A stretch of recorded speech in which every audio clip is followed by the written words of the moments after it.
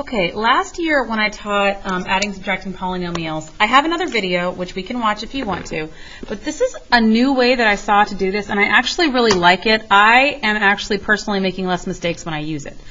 I'm going to show you I'm going to really just show you this one way, and if you have a different way you know how to do it, that's great. You guys have done combining like terms before, so this is not anything new. When I say adding and subtracting polynomials, really what I mean is combining like terms, and that's what we're going back to. Now, as algebra students, well, as math students, you're responsible for modeling as well as being responsible for, computation.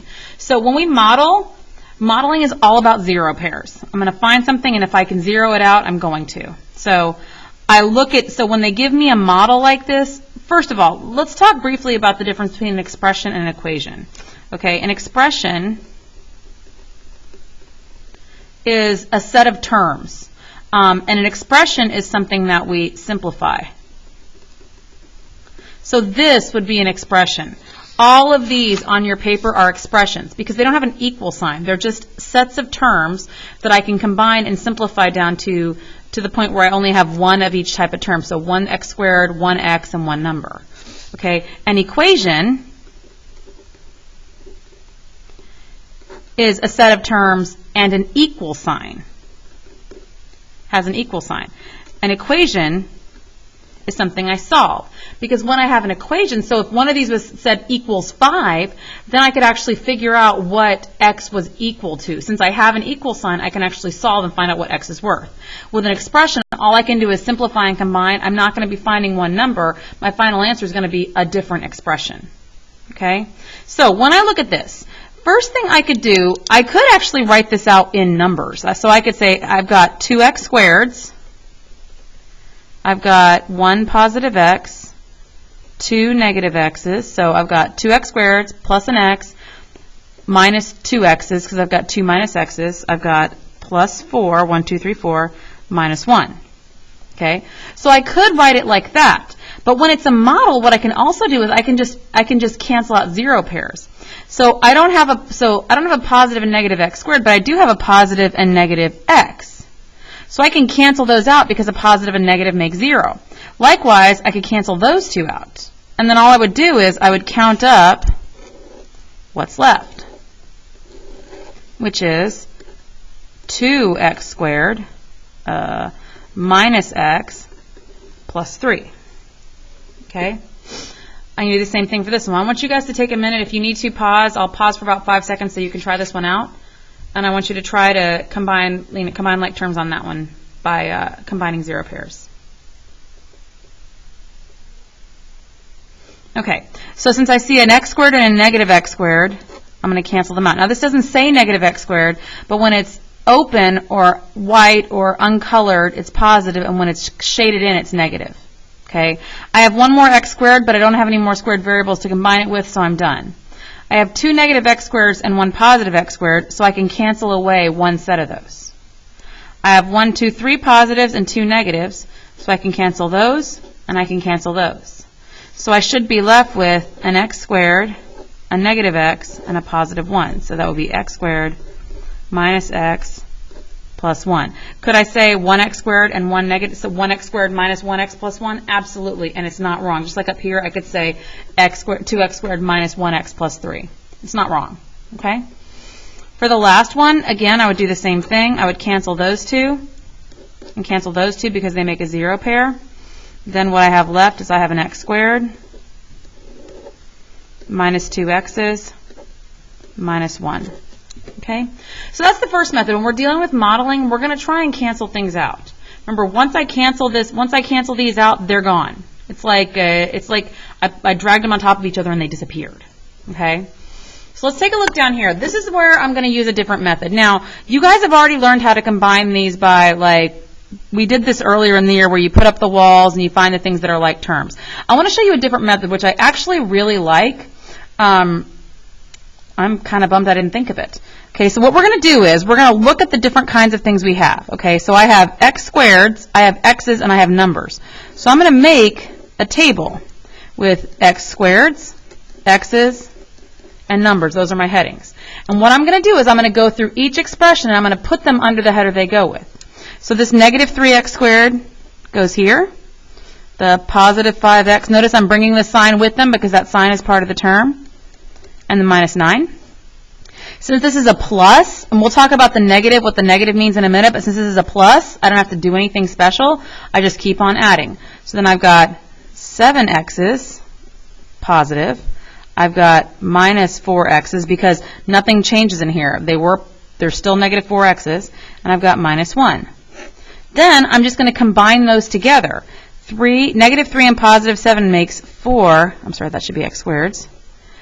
5 and negative 4 makes positive 1x. Negative 9 and 1 makes negative 10. Okay? That's how I would do that. And this would be my final simplified expression. Hold on a second. My computer's acting weird. Okay? Let's try another one. This one's a little different because if you notice with this one, I have x squareds and x's and numbers, but I don't have all of them in both of them. But I'm still going to make a table with one of each type of thing I've got. So I've got x squareds, I've got x's, and I've got numbers. And I'm just going to go through and put them in the columns they go in. So I don't have any x squareds in this first term. I've got a 6x and a plus 4. Over here I've got a 5x squared and a positive 4x. So I'm going to combine them up. That gives me 5x squared plus 10x plus 4 as my final simplified expression. Okay? So these are the easy ones because it's just a plus and there's nothing to multiply or distribute or anything weird like that. Okay? Now we're going to get into some slightly more complicated ones. Okay? So let's take a look at this first one. I've got squares, x's, and 1, and numbers. Okay? So I have x squareds, I have x's, I have numbers. The first part's easy. I have a 6x and a minus 4. But now when I look at this, it says minus 5x. Okay? Another word we use for minus is opposite. So I'm going to write opposite on top of each of those terms. So what I'm going to do is, that means I'm taking the opposite of each of these, and that's what I'm writing in my table. So what's the opposite of 5x squared? Negative 5x squared. What's the opposite of 4x? Negative 4x. What's the opposite of 1? Negative 1. And that's what I'm combining. So I have negative 5x squared plus 2x minus 5. Wait. What? Yeah, that's right. Plus 5. I did it wrong the first time. Oh, this should be plus 4. I'm sorry. I feel like a ding-dong. So it should be plus 3. No wonder I got it wrong. Okay, yeah. Okay, yes. I'm sorry. That should be plus 4. I'm sorry for any confusion. All right. And let's look at this last one. This one's a little weird, too, because I've got some distribution. But that's not really hard to handle with this method either. Okay. I have x squareds, I have x's, and I have numbers. Now, it says 2 of these. 2x squared plus x plus 3. So I'm literally going to write this twice. So I have x squared plus x plus 3. I have to write 2 of them, so I write another x squared plus x plus 3. Okay? Now I see this minus sign. That means everything inside is opposite.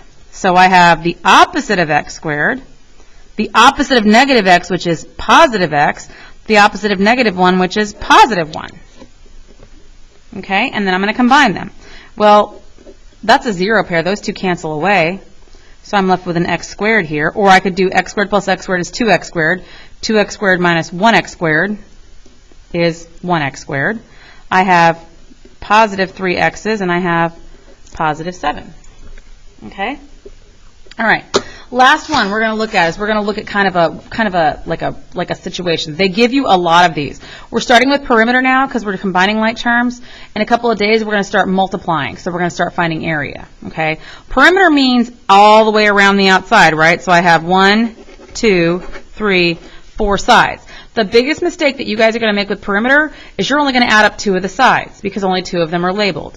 You laugh now, but I promise you, some of you are going to make that mistake because you're going to be churning and burning. You're going to be going so fast you won't even think about it. Okay? So let's actually, so to help us keep not from doing that, so we're going to actually label those other sides. And then we're going to do the exact same process. I have x squareds, x's, and numbers. So I'm going to start writing them down. I have x squared plus 1. X minus 1,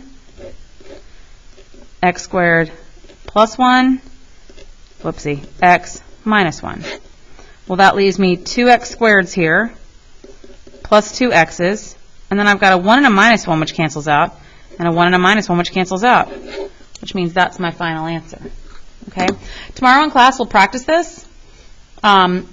I want you to try this strategy out, even if you have another method. This is organized. The more organized we are, the less mistakes we tend to make, so I want you to give this one a go. I'll see y'all tomorrow in class.